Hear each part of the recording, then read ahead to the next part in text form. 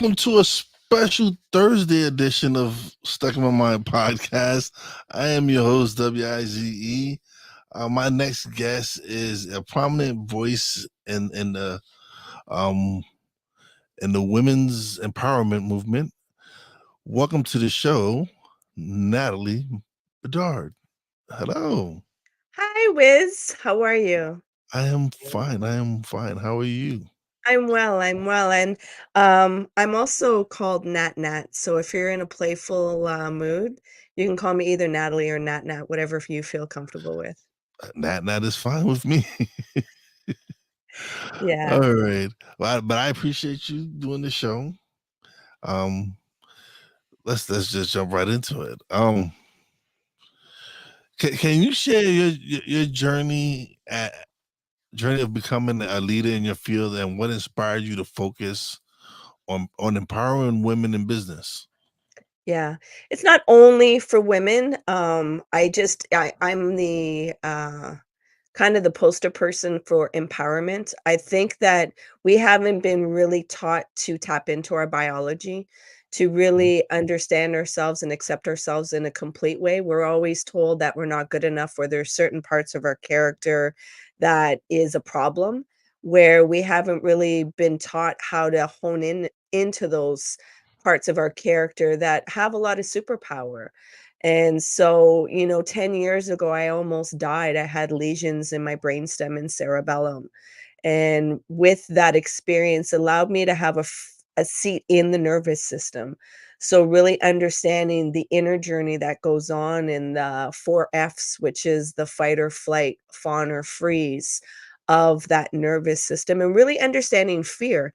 I know in society we hear a lot, don't fear, and fear is this and fear is that, where it's like, well, there's healthy fear. Like if you didn't have fear, you wouldn't have a healthy nervous system to navigate you through it and release certain chemicals that you're needed for whatever the experience that you're going through.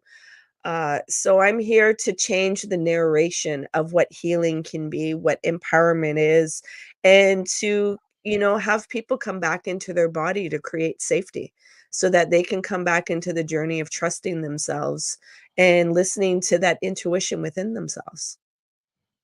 Awesome, awesome. And I am someone who I've been through a lot in life. Life has had its moments with me. I was widowed at 31.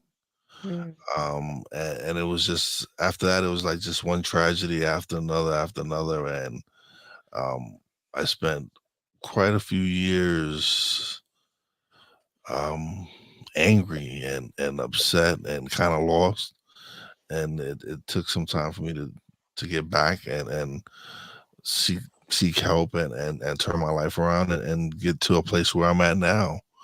So mhm. I kind of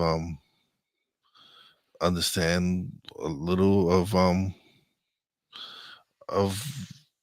what people might be going through sometimes. And that's kind of why I when I got the opportunity to start the podcast, it was like, okay, this is something for me to a platform for me to share with other people and help other people as well and help myself because this therapy for me. This is gives me an opportunity to come on here and talk and have some wonderful conversations and learn about people and let them tell their story as well. Yeah. Once you start doing that, the healing journey, it's being able to have conversations, and you've done the alchemy. You've taken your impurities and now you've turned them into gold, and you've not just kept it for yourself, you're sharing it with others to recognize those impurities that you want to push away. There's actually gold within them. And it's, unfortunately, anger gets such a bad rap with the healing, and that we're not supposed to be angry, rather than asking, well, why is it here? What is it trying to protect? Because anger is a default of a protection, it's the bodyguard. And a Mhm. lot of times, with grief, it's the bodyguard of not wanting to feel helpless, not wanting to feel the vulnerability, not wanting to feel the depths of sensitivity. And with grief, you're on the other side of love, the other side that nobody really talks about, and you don't know until you've gone through the experience that there's no bottom to that part. It's just never ending, and that can really activate that helplessness, and we're not really taught neither of the impermanence of life. Like, we're taught, like, everything's gonna stay the same way, and that if we do good deeds, good things will happen to us. And so it's really having to change that mindset of really what impermanence is, and really, what I do is teach people that time is a tool, not a toy. Yeah. Nothing is guaranteed for us, and it doesn't mean you did anything wrong, or that something evil is happening to you. There's a lot of things that you are out of your control that you don't see. Every time there is a transition of something, of someone or something, there's a ripple effect that it hits other people, that shifts different stories, different energies, different narrations. Yet when you're in your own story, it's difficult to wanna care about anybody else, and that's that process of grief. Yeah, no, it really is. And it kind of it prepared me for what I had to endure this past year with my mother getting very ill and just battling dementia and Alzheimer's and finally and her health just deteriorating over the past year and her finally passing away in February. It, I didn't go back into that dark place. It was more of, okay, yes, let me process this and go through this and just it was different. It was completely different this time around because it was I kind of knew what how to deal with it this time around compared to when my wife passed away and all the other people that I lost in the early 2000s. So it was kind of it was definitely different. And then especially then having the support I had now with the relationships I was able to build through podcasting and all the people that were there for me. It was just it was different. It was definitely different. Yeah, well, you developed your tools. The tools that were within you, that experience had you hone in on them and develop them. And so now it's like, "Oh, here's this dark, familiar space," yet the way that I'm gonna show up in it is different because I have tools, because I have Mhm. experience. I have a village also. I'm able to ask for Yeah. help now. At that point back then, I didn't know how to ask for help or how to interact with this disgusting feeling and reality that I had to be in. It was a nightmare. It And was different. It was definitely different because it's not like how now where because even back then it was you're a man. You deal with it. You don't cry. You don't show emotions. You suck it up. And it just wasn't. It just wasn't that way. It was like it was so much more. I had lost my best friend. I had lost someone that I thought I was going to spend the rest of my life with, and it was there was no one for me there for me to really let let go. Like there was nowhere for me to go and express myself because you would look down at. You would look like, come on, why are you crying? You're a man. You can't do that. yeah, it's, such a disservice that we do to the, males, that we have this narration that sensitivity has something to do with your sexuality or being a man. And, to give you more context also is that you lost your partner that helped you co-regulate your nervous system. And so that partner is no longer there, and it's like, who's gonna help me co-regulate? Who's gonna help me regulate my nervous system when this is, like, such a disorienting, feeling that I'm going through? So all of that, and then not being able to access your vulnerability because society tells you it's not allowed, and you have to just push through a lot of your emotions and what your actual experience is. You're told to doubt your own experience and not lean in and trust yourself and be able to trust your body of how it needs to release. You're telling your body, no, the way you're doing it is wrong. Yeah. So, coming back into yourself, like I tell people, healing isn't about getting to be a new person. Healing's about like lifting the layers of pain to come back into the greatness that you already are. Yet those layers of pain, separate you from that. And we're given this Kool-Aid that we have to be something different than who we already are. Mhm. Where it doesn't make sense to us, like, intuitively, it's like, "What do you mean? What like, there's great things within me. Why are you telling me that I shouldn't be able to access this stuff?" And so, that journey within, we're not taught it. Like I just said at the beginning, we're not taught how to access our biology. We're not taught how to develop our emotional intelligence. And especially for men, there's a narration that your sensitivity is a threat just as a title as a man, but also with your sexuality. All of a sudden, if you're feeling to cry or sensitive, then all of a sudden, you're questioning all kinds of different levels. And I think also too, us as women, we have to learn not to weaponize men with their sensitivity. Because a lot of women will weaponize a man. And then why am I going to open up then? I don't want to be weaponized. I don't want to be harmed with this psychologically. Mhm. So we have to do the work as a community. Yeah. So, what were some of the biggest challenges you faced in the early stages of your career, and how did you overcome them? Well, I almost died, so that was a big one. My body, like, completely shut down. Like I said, the lesions in my brain had me in the hospital for almost 40 days, and they did a whole battery of tests, and to this day, I still don't have a diagnosis, of what caused the lesions and what helped the lesions, disappear. Like, there's still scarring in my brain, so it still impacts, pain and my energy level. Yet the prognosis was I was only gonna live for 6 months, and if I did go further, I'd need assistance, I wouldn't be able to drive or walk. And thankfully, I learned meditation a year after, that hospitalization, and that allowed me to go more in depth inside. I had a lot of trauma when I was younger, so that separated me from self, within myself, separated me from my worth, separated me from feeling like I belonged here.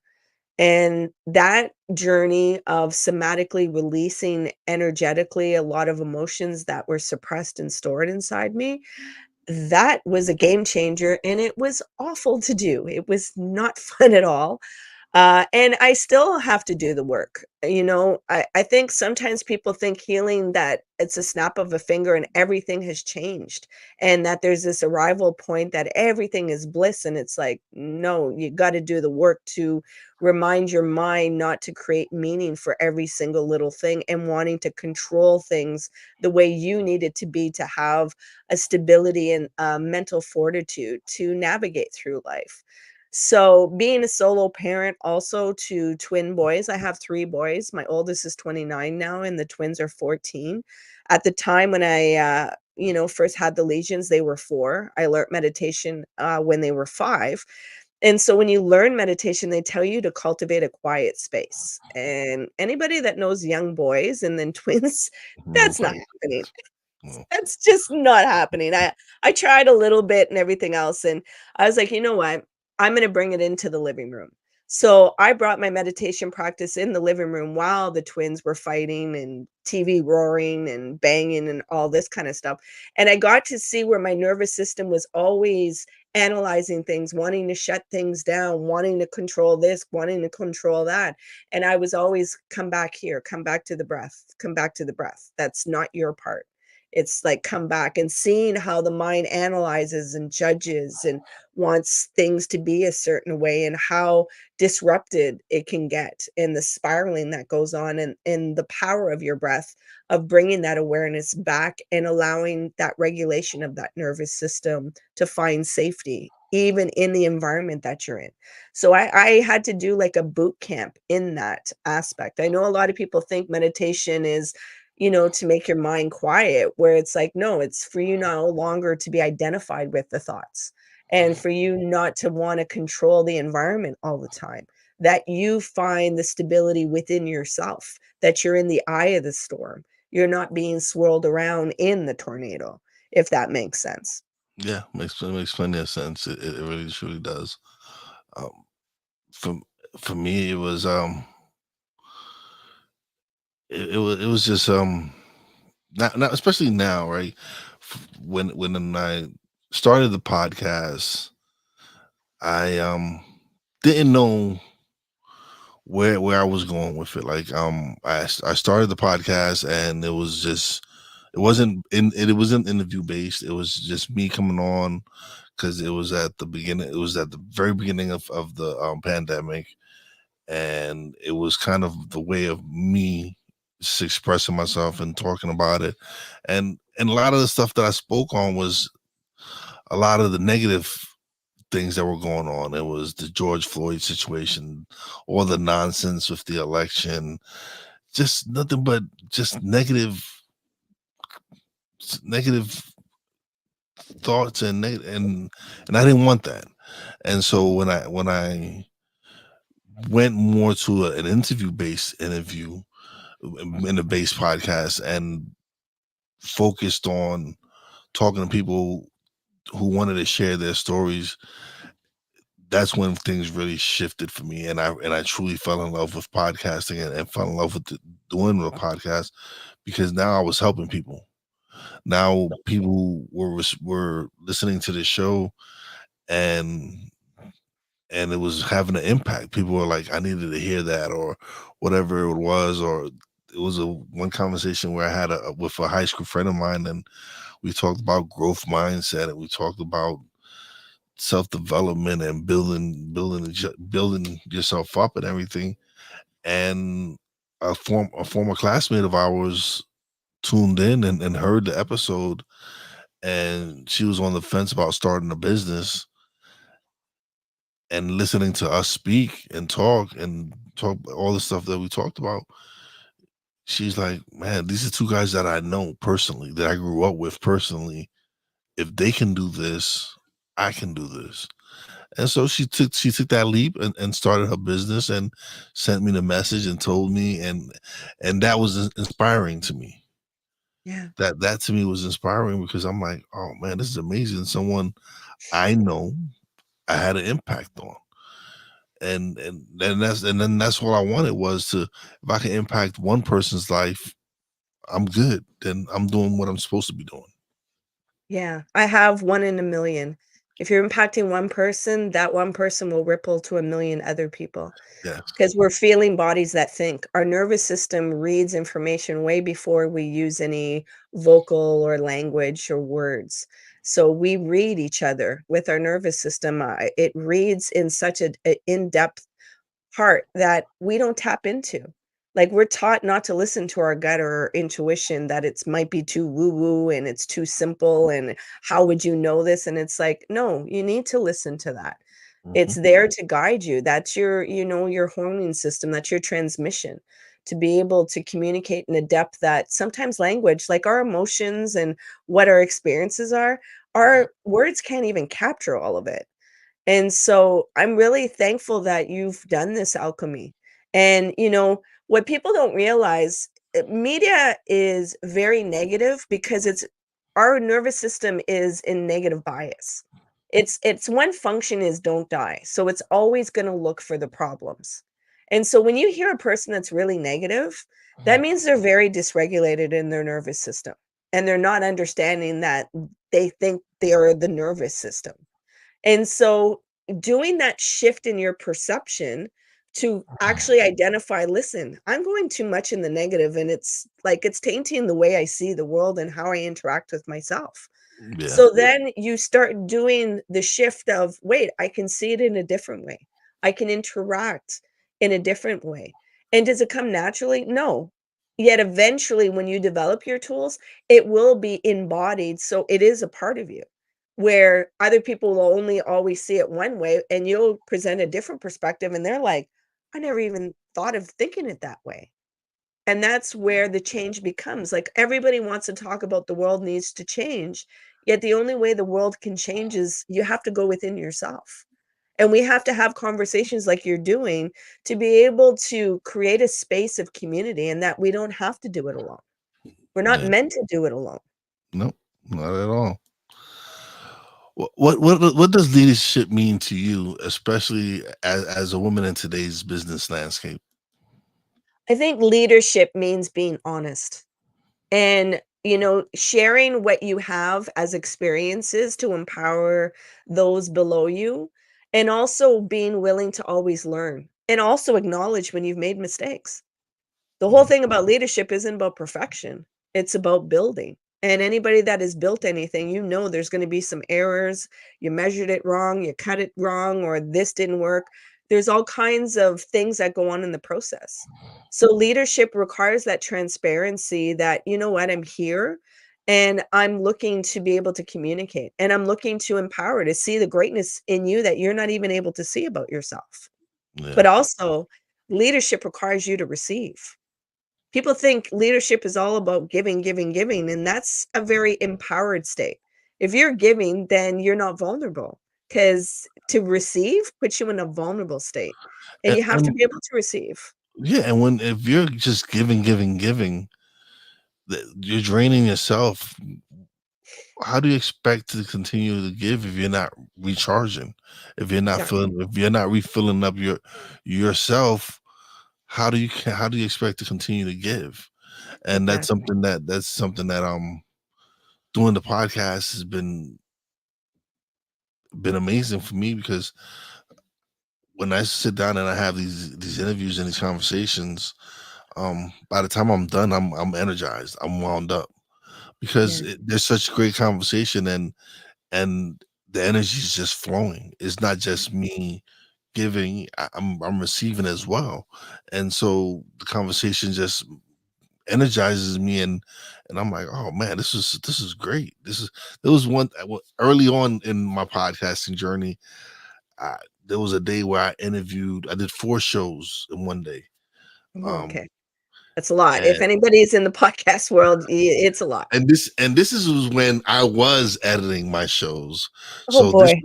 so it was a lot of work after, but during that the recordings, it was amazing because each conversation was just great. And by the time I got to the fourth conversation, I was still energized. I was still full of energy and the guests at the end said thank you. And I go, why? It's like because they knew I had done 3 shows prior to this one, and they felt like, man, you still got all this energy. You still brought your A game. It's like thank you.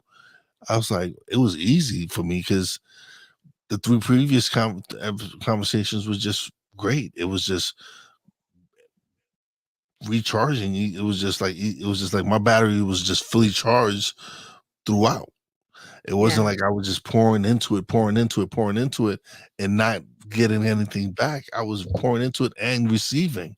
So it yeah. was okay. It was just like nothing. It It was was just like, oh, reciprocal. yeah. It was just one of those days where, man, it was. Now I won't do 4 episodes in a day. I know better now, but yeah, it was a great day. Yeah. And, what people don't realize, like I said, the nervous system is reading all kinds of information. So when it's a reciprocal conversation, there's nothing that's forced. There's nothing that you're trying to figure out or plan or, you know, do the presentation of something. You're just being you and allowing that curiosity to lead in the conversations and allowing intuition to guide you in that also. So that we're here as human beings with the curiosity and the intuition. So then it's not like, oh, I have to judge myself, I have to be something, or all these different things, which neurologically, it drains a lot of neural energy. So Yeah. when you can just be yourself and be curious and let intuition, it's like, oh, this is great. It's not trying to, be something other than you are or forcing something. Well, what is one of the common barriers that hold women back from stepping into leadership roles, and how can they break through? The not good enough. A lot of them feel that they're not good enough and they're not worthy, of receiving their greatness, their confidence, that they have something to offer. So and, we have the narrative where a lot of women, if they are in the mother role, that they're not allowed to have a life. They have to be just a mother, that they don't have their individual aspect, that they have other skills and talents to share that will energize them. So a lot of times it's that, not feeling good enough that limits a lot of them from stepping into the space of their greatness. And it doesn't, a lot of times we do all or nothing with our mind and we don't realize it can just be a little by little. Like, how do you eat an elephant? One bite at a time. Yet, when you do that bite, recognize there's going to be a lot of fear, there's going to be a lot of discomfort. Yet, that is what the change is because you're rewiring your nervous system to go into a space that it's telling you, no, it's not safe to go in. Because when you Yeah. don't feel good enough, and then you're stepping into a space that is making you feel good enough, there is conflict that goes on inside because your nervous system's like, no, no, no, this is not a good space. Like something's going to be taken away, or you're going to get harmed, or you always feel like the other shoe is going to drop. And that is where you have to come in to regulate, to tell your nervous system, no, this is where we are recreating new experiences. So it's not always bliss and everything is just always in flow and it comes naturally. It's like there's warrior work that has to be done to rewire that nervous Yeah. system. Can you explain the importance of resilience in leadership, and how can people cultivate it into their professional lives? Resilience requires honesty. And as we you said, at the beginning about your grief and not being able to access the emotions and actually process them in a proper way. And also recognize that you're human. A lot of people, they get, turned off by resilience because unfortunately life is impermanent and your vulnerability and sensitivity are going to be impacted by it. And so we don't like to feel helplessness. It doesn't feel good to be in a deep sadness. It doesn't feel good to be really angry. And so being able to acknowledge when these things come allows that activity to, the alarm system that's going on in your system to shut down. Like the bells aren't ringing high. Because as soon as you can name it, then the body's like, oh, you're gonna acknowledge it. Because a lot of times we don't acknowledge what's going on within us. We don't want to have to deal with the situation. Like, with your partner, there was a part in you like, "I don't want this reality. I don't want this." You're resisting it, you're pushing it away, you're creating all these scenarios in your mind to try Mhm. to get back to what you had before. And Yeah. in that, you're resisting the as is of what's here. So psychologically, there's a lot of suffering which causes the pain within yourself. So the resilience is being able to be in this new reality and acknowledge like the sucky parts of it, the having to take a temper tantrum. Like when I say about anger and people have a wrong relationship with it, I'm like, befriend the anger, bang some shit, scream in a pillow. Don't go against it, work with it. Like when I'm saying break some stuff, it's like in a way that is safe. Like there's smash rooms or go into a forest and hit some rocks, bang some trees, bang some things so that the Mhm. energy of what that helplessness is inside your body can be expressed. Yeah. So then that charge isn't inside your body, and then you can relate with yourself a little bit different that, "Shit, this is the new reality. Even though I don't like it and it sucks, I have to find my joy in this." Because resilience is being able to access your joy again. And when you have gone through, grief and deep pain, you don't wanna be around joy because it feels like a threat that it's gonna be taken away. So, really accessing that joy again and allowing yourself to have permission to be what you need to be and process how you need to process. Like I said, coming back into trusting yourself and asking for help. It's the biggest thing. And that's something. Oh well, this is another reason why I like doing lives, because we have a good friend of mine, Corrado, who's been a loyal supporter since day one, and he's one of the reasons why I like going live, because he interacts, and he leaves wonderful comments like this one where he goes, "Wow, never thought of it in that manner. What she's saying makes sense." Mhm. I told you we're not taught to access our biology. We're taught that it's doing it the wrong way rather than asking, well, why is it here? We're Yeah. disempowered a lot. We're not taught to like trust our unique way. Yes, there may be faults. Yes, it may create mistakes and everything, yet better understand why that's happening rather than being shamed and guilted in, well, you're doing it wrong.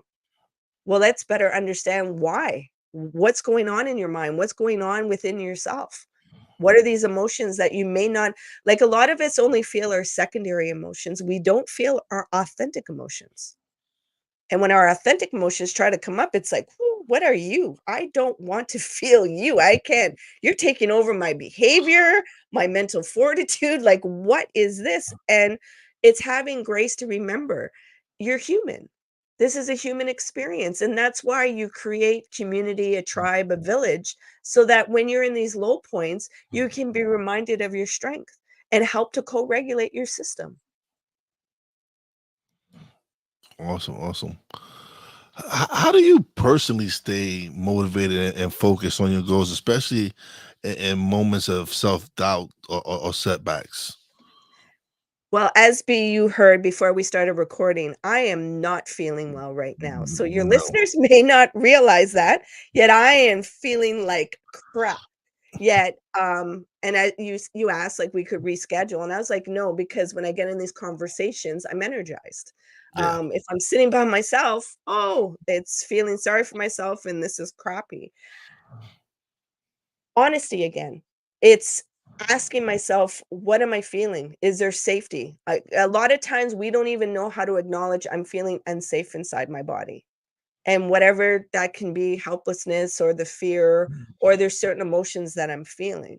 So, it's being able to access that honesty with myself and supplying my needs in my needs of being able to if I have to pause things, I can pause things and really no longer go because my part of my trauma put me in the fawn aspect of my nervous system. So the people pleasing. So always giving to other people, yet not seeing that I needed to give to myself. And so being able to hold that space now of silence and solitude with myself allows me to show up in such a big way with other people because I'm learning to serve my needs, which that was a very foreign concept to me before. Hmm. Yeah. How important is mentorship and community support in in your own leadership journey, and how do you suggest people go seek out mentors? Mentorship is the only way that we strive and we really hone into our curiosity and trust ourselves. So there's experiences like everybody's thinking that it's only like, in schools and academic. It's actually the practicality of things. A lot of us are filled with a lot of theory and content, yet it's like, where did you practice this? Where did you actually do it in your real life? And so when you can get mentors that can relate and explain things that, I'm not just talking, I've walked the walk so that you can relate with it yourself. Because a mentor is going to let you see that you're human. Yet find the things that stop you or find the things that put a BS. You have to call out your own BS in certain aspects. So mentorship is really important with growth. Like, and mentorship doesn't mean like I could get a mentorship from somebody that's 20 years younger than me because they have certain lived experiences that I don't have that I need to develop these skills within myself. We always think mentorship is somebody older than us, and that's not what mentorship is. It's somebody has a skill or experience that we want to be able to get energized from. So open up your mind to see that wait, mentorship is in all kinds of different aspects. Yet when we allow that opening of, "Can I ask for help?" That's again the thing. You have to be able to be willing to ask for help and learn that, like, I'm the student in this aspect, and I have to be okay with being that student and learning things. What advice would you give someone who is just starting out in their entrepreneurial or leadership journey? Be honest again with yourself. Find out, like, what is your goal? Like, and really be honest about what that goal is. Because you can create a whole big vision, and then when you start doing your healing, you're recognizing, oh, this is just a bunch of trauma responses because of whatever the narration that's going on inside you. Entrepreneurship takes a lot of dedication and consistency. So you have to be honest with yourself. Are you willing to be disciplined and consistent. Like everybody, yeah, I want to create my own world and my own path, yet it's a lot of work. Don't let some of these social media 15-second reels make it seem like it's all fun and games. Like most of them aren't showing you the failures and the frustration and the Mhm, things that they're going through. They're just showing you the curated of like, look at me and I have it all polished and I'm mhm, performative. No, be honest, yet also don't limit yourself. How do you eat an elephant? One bite at a time. If you wanna go into entrepreneurship, but you're not able to do the leap all, then keep your 9 to 5 while doing the entrepreneur at nighttime or in the weekends, so that you can create that capital for yourself and that confidence. Confidence only comes in lived experiences. So the more like, even when I speak to people, I was on a podcast yesterday and she asked about the self-doubt, and I was like, "Oh, that thing still pops up in my head." Like, it always pops up, "Oh, these people don't wanna hear anything I'm saying," or "They don't wanna hear," or "I don't have anything to offer them," or all this stuff, and it's me learning that, okay, this is just the wind and not to identify with it. Yet I've developed the tools to go through that. So recognize when you're an entrepreneur, you're going to face your own mirror. You have to face yourself, and you have to call out your own BS. And what's important is, find a coach, find a mentor that will help you go through the mental fortitude of what you're going to go through, because entrepreneurship is going to show you that mirror about yourself, that we play little scenarios of who we think we are. We don't really see ourselves in real time. And it's like having to see yourself in real time and access the tools that are needed to go through the ebbs and flows of entrepreneurship. But ha yeah, have that honesty with yourself, and when the doubt comes in, find people that will reassure you. You can find all kinds of people that will tell you what's wrong with you. Start building the people that will tell you what's right with you. yeah. Um, some people don't realize that uh, entrepreneurship is you put in like when you work for someone else, you're doing 40 hours, whatever it is that you're getting paid for. When you're an entrepreneur, you have no time to yourself. This is you investing a whole lot of time in trying to build your business. So it's people think when they think of entrepreneurship, they just think, oh, I'm gonna make my own money and do all this, and it's nothing like that. It's like you said, people work hard to get to reach any level of success in entrepreneurship, and some people might just see the success part of it. They don't see the long nights. They don't see the missed opportunities. They don't see all these other things that you had to go through in order to get to where you're at. It's like there's a meme I've seen of someone on the iceberg, and you just see the tip of the iceberg, which means success or whatever it is. But underneath the iceberg is everything that they've been through just to get to that tip of the iceberg. Exactly. And entrepreneurship, you don't get to shut that thing off. Mhm. When you go on vacation and you're working for a salary, it's like, "Okay, I shut that off." Unless you're really involved in, you really love the work that you're doing, it can be difficult. But a Yeah. lot of times you can shut that off and it's somebody else's problem. When you're an entrepreneur, unless you've been able to hire people to do some of the work for you, that thing is going 24/7. You can try to shut it off, but you're always thinking of all the different scenarios that have to look at, because there's all kinds of safety mechanisms that you have to consider. And the momentum has to keep going all the time. Yeah. What role does mindset play in achieving success, and how can people shift their mindset to align with their goals? Well, you have, like I said, be honest with yourself and recognize when there's that negative bias. Start regulating your nervous system so that you can see the possibilities. If you're willing, would you be willing to do a short meditation right now so I can show the listeners in Let's live do time this. what that looks like? Let's do it. Okay. So for the listeners, a lot of times you're listening to this while you need your visual. So I'm going to ask Wiz and myself to close our eyes. Yet, if you need your eyes, keep them open. Yet you can do the other prompts. what I'm indicating. So, Wiz, I'm going to ask you to close your eyes and you're going to begin breathing in and out through your nose. And you're going to bring your awareness to watching your breath go in and out through your nose. You're not going to try and control your breath. You're just going to be aware of the rhythm and just keeping your awareness on you. Watching your breath go in your nostrils and going back out. There may be some sensations or feelings coming up in the body. It's safe to feel. It's safe to let go. Surrender the need to control. Release the need to resist and just be. Be with your breath. Drop into your body. Now, there may be some thoughts or memories that have popped up in your mind, and it's okay.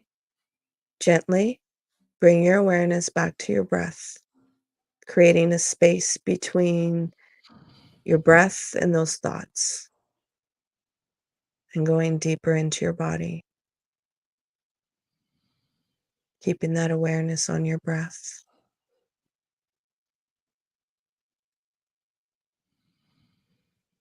Just while still staying with your breath, creating that space between the thoughts and your breath, going deeper into your body. Now, while still staying with your breath at your own time and at your own pace, you're going to gently open your eyes while staying with your breath.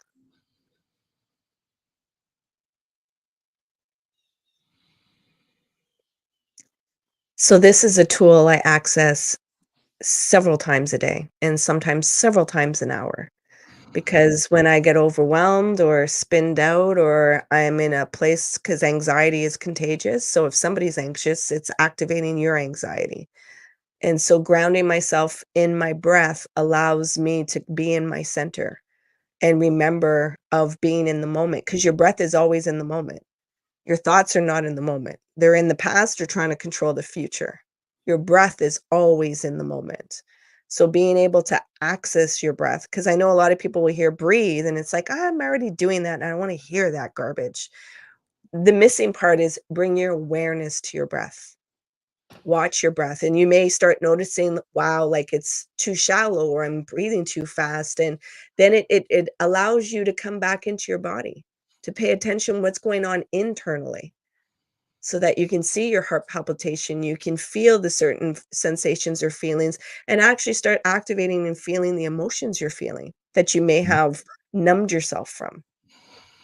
No, How was your experience? it was amazing. I'm so relaxed now. It was so relaxing for me. For me, it was just like just it gave me an opportunity just to just okay, Come out of whatever your head? yeah, whatever I had going on in my head from work earlier is kind of like gone, and now I'm just focused on now. Yeah, I take people out of their head and bring them back into their body. So as your podcast says, stuck in my head mind, we are stuck in our head a lot of times because we intellectualize things. Yeah. Yet it's to drop into our body and embody and trust ourselves that we can feel our way through. But feeling doesn't always feel good. Yet the more that you create safety in your body, then you can start trusting. But at the beginning, there's going to be conflicting and there's going to be conflict going on because certain feelings you've given it a certain definition. And now to remove that definition, to just feel it, like you said, people are telling me, "What crying, don't cry and get over it." Where it's like, no, I gotta cry, and it's okay, and it's safe for me to cry. So Corrado was said he was breathing heavy before the meditation, and now he's breathing in a relaxed manner. Thank you so much. You're welcome. You're welcome. There's something with my tone of voice also that does like a hypnotherapy where it regulates people's nervous system so that they feel safe to go into their body. Because, if you've experienced trauma or deep pain, it feels like a real threat to go back into your body. It feels like a threat to be in peace and joy. And so you do everything that is in your power not to be in there. Even though intellectually you'll say, I want peace, but viscerally in your body, it doesn't feel safe. So it's also acknowledging that when you're going into these spaces, this is gonna be activated and you're safe to go through those feelings. But we're not really taught to be messy in those feelings, and that's the whole thing, like, you're gonna be messy through your healing process. There is no neat way of a bow and all that. It's going to be messy, and allow yourself to be in that messy so that you can discover the greatness within you. Yeah. That was an awesome experience. Thank you. You're welcome. Yeah, it's something that's something I really do need to get into is taking my time and to breathe and just relaxing and really getting back into myself and so thank you. I needed that one. I feel like today was so I'm a my day job. I am a dual rate pit boss at in a casino, and today Okay. was my first official day being a pit boss, and it wasn't such a bad day. I made a couple of mistakes here and there, but that was to be expected. It was like I said, it was my first day doing the job, and so now after doing the breathing exercise, I'm like, man, all right. It wasn't. It was. I looked at the day and it was like, man, it really wasn't such a horrible day. It was.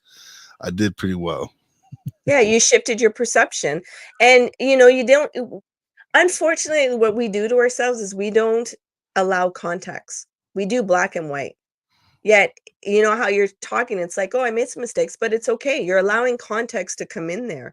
Mhm. Another thing that we don't realize, you said, "Okay, you gotta explain to me what a pit boss is in a casino. What does that mean?" Like, this is Okay, lingo so I don't.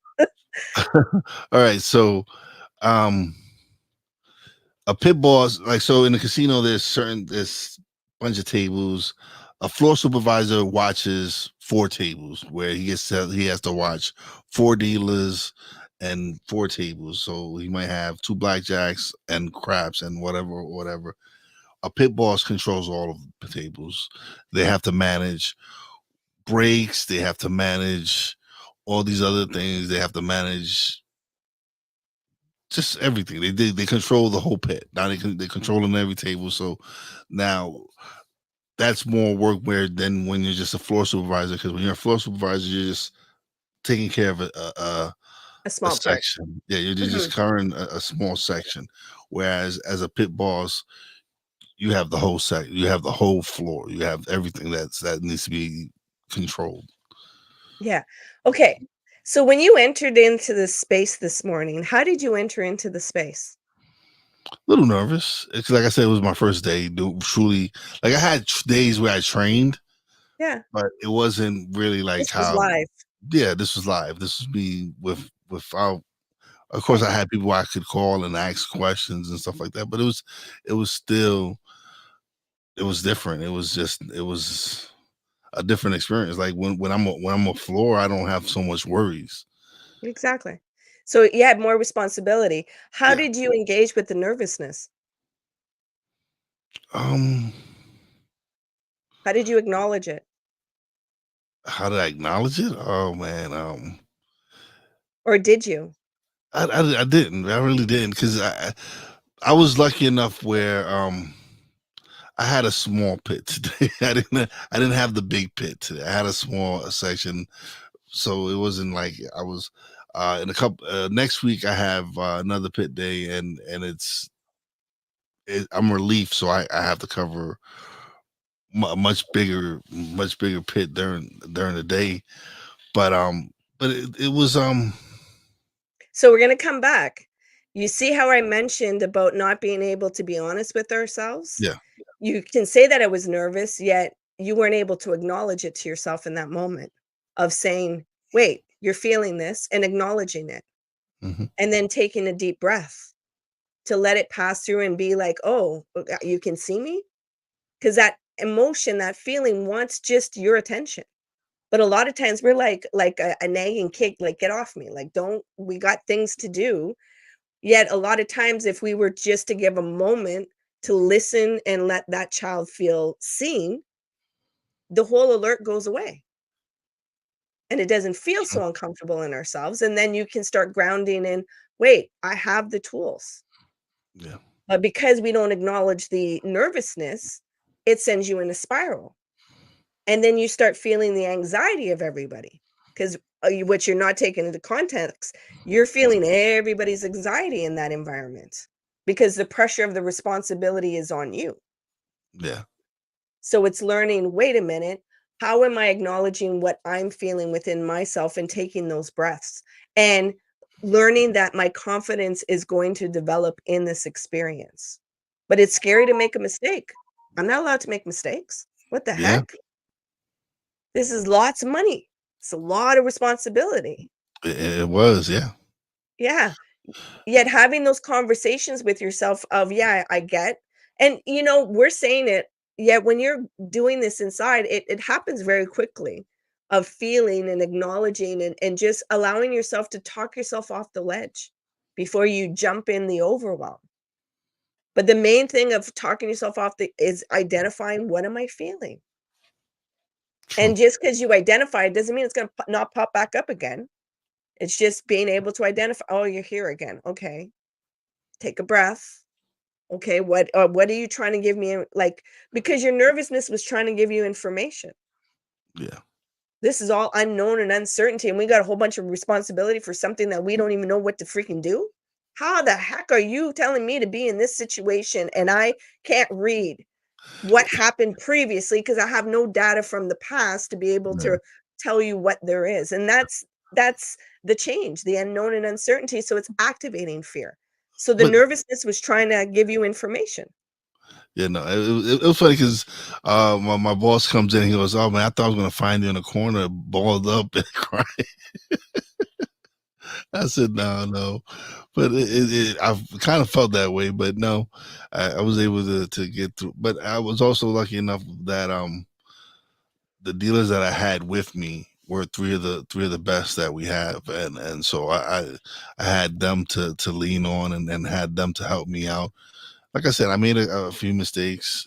It, but it wasn't nothing major that couldn't be fixed or corrected.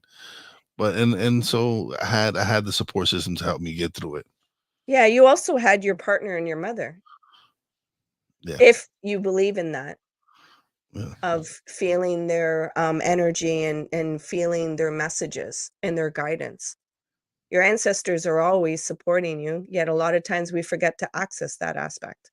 We're yeah. nervous systems that recreate new nervous systems. So that is there too that we forget to tap into that part. Mm. But this has been great, man. I love having this conversation. I wish we had more time, but I know you're doing another show after this. Yeah. Now you get the solo screen and you get to plug away, let everybody know where they can find you, where they can check out all your stuff, check out your podcast, everything. Okay. So they can find me at my website, www.liftoneself.com. That's LIFTONESELF.com. That's where you can do a 15-minute discovery call to see if you want to do some one work with me. Presently, I'm doing some in person, yet I live in Ottawa, Canada. So unless you're flying over here to do the in person, uh, I will be starting to do some courses, come in the fall, so that's gonna be on my website soon enough, and like, was mentioned, I have a podcast that's called Lift Oneself, where I have conversations that is my main point is to remove the stigma surrounding mental health and allow people to come back into themselves, and I'm also on social media under Lift Oneself, where I leave a lot of free content so that people can access tools so that the world doesn't feel so lonely and that they can actually a lot of times people say it feels like you're in my head and it's just that I'm sharing the experience that makes it an opening and a community for all of us to go through the healing journey and to reconnect within ourselves and our greatness. So I'm really thankful to be on this podcast today. And I'm very thankful for having you on the podcast. You've um you're amazing. You got even even under the weather, you came through and shine bright. So I greatly appreciate you coming through and doing your thing.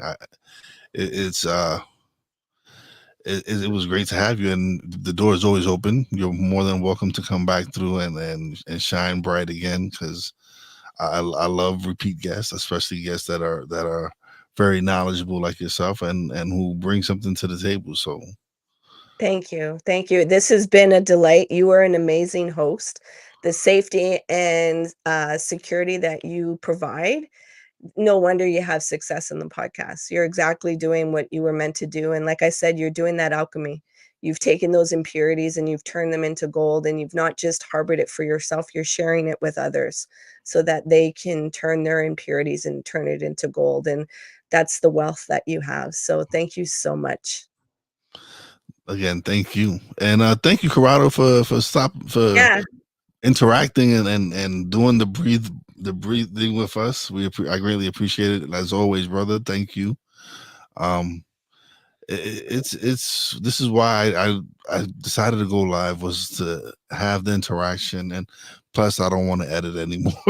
Yeah, exactly. I'm now you got me like, I'm like, oh, I might start doing this because the editing is a beast in itself because, It's a yeah, lot like of you work. said, It is a lot of work. conversations are Yeah. invigorating, and then you go to Mhm. do the edit, and you don't got that same energy No. to edit and do this, and it's like, "Oh my gosh," and then, it's like, "Why wouldn't I just do the live and not bother with the editing and everything else?" So Yeah. and now you Just got me curious. hey, anything I can do to help. I appreciate that. But don't leave just yet. Let me close out the show, and we'll chat a little bit before you leave. Okay. But thank you so much for being a wonderful guest. Yeah, and for yourself and for your listeners, I just wanna remind you, please remember to be kind and gentle with yourself. You matter. Thank you. Thank you. All right, everyone. Another great show. Um, Listen, we usually don't do shows on Thursdays, but I'm extremely happy that I did this show. It was something that I needed. As always, big shout out to my Real Wise fam, Poppy J, Brandy J. Love you guys. Big shout out to the boss lady. Greatly appreciate everything you do for me. Um, Big shout out to Corrado for always coming through and being one of the biggest supporters of the show. I greatly appreciate you. Big shout out to Nat for coming through, even though she's under the weather and still doing an amazing job. And as always, a big shout out to all the essential workers out there. God bless y'all. Be safe. If you haven't subscribed to the channel, please do, or to the podcast.